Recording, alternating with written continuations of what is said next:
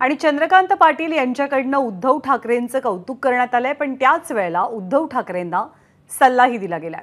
लोकसभेसाठी सर्वाधिक मेहनत उद्धव ठाकरेंनी घेतली असं वक्तव्य चंद्रकांत पाटलांनी केलंय आणि उद्धव ठाकरेंनी आता आत्मपरीक्षण करावं असा सल्लाही पाटील त्यांना देतात।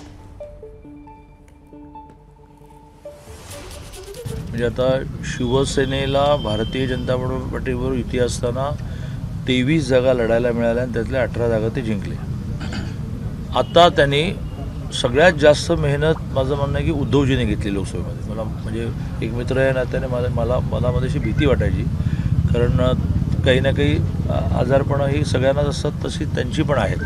पण ते खूप फिरले, त्यांना 9 मिळाले। आणि खरं म्हणजे 2019ला सरकार कंटिन्यू झालं असतं, म्हणजे युती कंटिन्यू झाली असती, तर ज्यांनी घरलाच जायचं होतं, मध्ये वाटेत थांबायचंच नव्हतं, त्यांच्या मात्र 13 आणि 8 झाल्या। उद्धवजीने पण याचं आत्मपरीक्षण केलं पाहिजे। म्हणजे मी काही त्यांना सल्ला देणारा माणूस नाही, पण त्याने आत्मपरीक्षण केलं पाहिजे की काय मिळवलं आपण, हाताशी काय लागलं। म्हणजे एका बाजूने अल्पसंख्याकांच्या मतावर निवडून आलेले असा ठपका बसला। मला वाटतं महाराष्ट्र नवनिर्माण सेनेच्या एका नेत्याने खूप चांगलं ट्विट केलं की हा भगवा विजय नाही, हा हिरवा विजय आहे। म्हणजे हे एका बाजूने झालं। दुसऱ्या बाजूने सीटा 18च्या 9 झाल्या।